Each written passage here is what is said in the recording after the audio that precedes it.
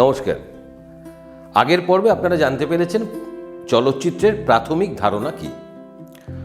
আমাদের ভাবনা রেডি, তার সম্প্রসারণও হয়ে গেছে, আইডিয়া ডেভেলপমেন্ট হয়ে গেছে, আয় ব্যয়ের হিসেব হয়ে গেছে, বাজেট হয়ে গেছে। তাহলে এবার আমরা কি করব? আমরা যে পর্যায়টায় ঢুকবো সেই পর্যায়টার নাম হচ্ছে প্রি প্রোডাকশন। প্রি প্রোডাকশনে আমরা শুটিংয়ে যাওয়ার আগে পর্যন্ত যত রকম কাজ, সেই কাজটাকে আমরা বলি প্রি প্রোডাকশন। মনে রাখবেন, প্রি প্রোডাকশন যত সুন্দর হবে, ভালো হবে, ততই কিন্তু শুটিংয়ে গিয়ে শুটিংয়ের কাজটা অনেক সহজ এবং সুবিধে হয়ে যাবে। হ্যাঁ, প্রি প্রোডাকশনে প্রথমে কি দরকার? আমাদের প্রথম যে জিনিসটা দরকার সেটা হলো গল্প। আমাদের দেখতে হবে যে আমরা কোন গল্পর উপর বেস করে আমরা ছবিটা করব। গল্প যখন পছন্দ হয়ে গেল সকলের, মানে যারা যে সমস্ত ক্রু মেম্বাররা প্রি প্রোডাকশনে আছেন তাদের সকলের যখন গল্পটা পছন্দ হয়ে গেল, তখন তৈরি হলো চিত্রনাট্য এবং তারপর সংলাপ। প্রি প্রোডাকশন পর্যায়ে সব থেকে বেশি দরকার পড়ে কাকে? পরিচালককে। প্রথম থেকেই দরকার হতে পারে। আপনার যে কোনো ভাবনা তার সম্প্রসারণের ক্ষেত্রেও পরিচালক থাকতে পারে, কিন্তু প্রি প্রোডাকশন থেকে আপনার পরিচালক একজন বা একাধিক পরিচালককে দরকার পড়বেই, এটা বাধ্যতামূলক। প্রোডাকশন কন্ট্রোলার এর মাঝখানে দিয়ে দেবেন যে এই প্রোডাকশনটা, এই সিনেমাটা করতে গেলে সর্বসাকুল্যে কত টাকা খরচ হতে পারে। সুতরাং সেই অনুযায়ী রেডি থাকবেন প্রডিউসার মশাই, কারণ তিনি এই সমস্ত কর্মকাণ্ডের একমাত্র মানুষ যে পেছন দিক থেকে আমাদের সকলকে এগিয়ে দিচ্ছেন সামনে। এবারে প্রোডাকশন কন্ট্রোলারের বাজেট ফাইনাল হয়ে গেলে, গল্প ফাইনাল হয়ে গেলে আমরা যাব অভিনেতা অভিনেত্রী সংগ্রহে। কোন কোন চরিত্রে কে কে অভিনয় করবেন সেটা অনেক সময় অডিশন দিয়ে তৈরি করা হয়, বেছে নেওয়া হয়। অনেক সময় পরিচালক তার স্মৃতি থেকে বলেন, বা অনেক ক্ষেত্রে কাস্টিং ডিরেক্টর, যিনি অভিনেতা নির্বাচন করেন, এরকম একজন পরিচালককে বাছা হয়, তিনি আলাদাভাবে কাস্টিং করেন। এই সমস্ত করার পর আরেকটা কাজ প্রি প্রোডাকশনে হয়, হতেও পারে নাও হতে পারে, সেটাকে বলে ওয়ার্কশপ করা।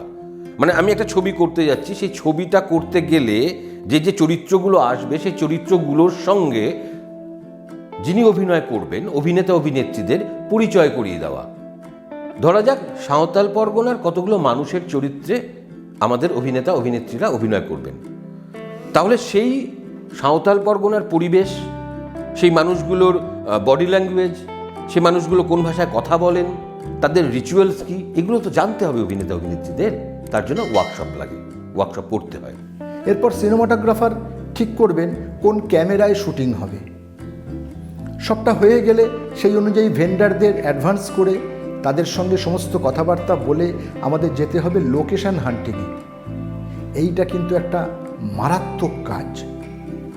লোকেশন গল্প অনুযায়ী ঠিক করতে হবে।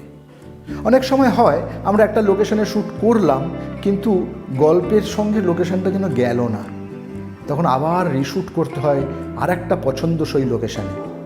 সুতরাং আবার শুটিং মানে অ্যানাদার কস্ট, সেইটা যেন না হয়, সেই কারণে লোকেশন হান্টিংটা বড় জরুরি। লোকেশন দেখতে কাদের কাদের প্রয়োজন? পরিচালক, প্রডিউসার বা তার তরফ থেকে কেউ একজন, এরপরে ক্যামেরাম্যান, চিফ অ্যাসিস্ট্যান্ট ডিরেক্টর, যে সমস্ত প্রোগ্রামিংটা করবে, সমস্ত সিনেমাটা কোথায় কোন সিন করা যাবে, যে সমস্তটা গাইড করবে পরিচালককে। এরপর চিত্রনাট্যকার, আর্ট ডিরেক্টর। এটা একটা বড় কাজ। আর্ট ডিরেক্টরের কাজটা যদি রিয়েল লোকেশন হয় তাহলে অনেকটাই কমে যায়। এবং প্রোডাকশন কন্ট্রোলার বা তার টিমের কেউ, এই টোটাল টিমটা লোকেশন হান্টিংয়ে বেরিয়ে গেল। এবারে সেখানে গিয়ে দেখতে হবে চিত্রনাট্য অনুযায়ী শীতকালে আমরা কবে শুটিং করতে পারবো, যদি কোনো শীতকালে শুটিং থাকে। ডিসেম্বর এন্ড, লোকাল মানুষ বললে এখানে ডিসেম্বর এন্ডে শ্যুট করতে পারবেন না, এখানে বরফ পড়ে। বা বীরভূমের কোথাও শুটিং বললো, না না আপনি ওই মার্চ এপ্রিলে শুটিং করতে পারবেন না, কখন বর্ষা নামবে কোনো ঠিক নেই।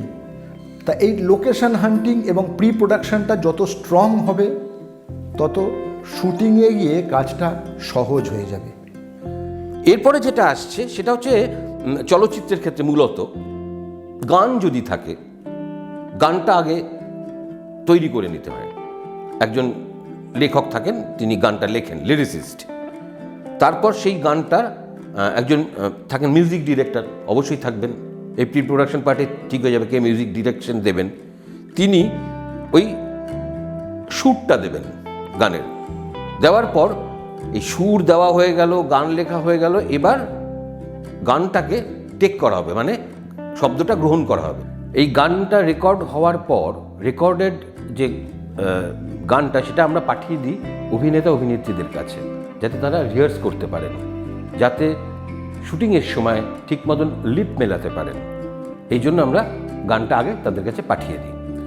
এবার সমস্ত কিছু খুঁটিনাটি প্রায় তৈরি হয়ে গেল, আমরা ঠিক করে ফেললাম কোন প্রপ লাগবে, কী রিকুইজিশন লাগবে, কী লাগবে, সমস্ত স্ক্রিপ্ট দেখে তৈরি হয়ে গেল। এবার যেটা খুব ইন্টারেস্টিং জিনিস, সেটাকে বলা শিডিউল।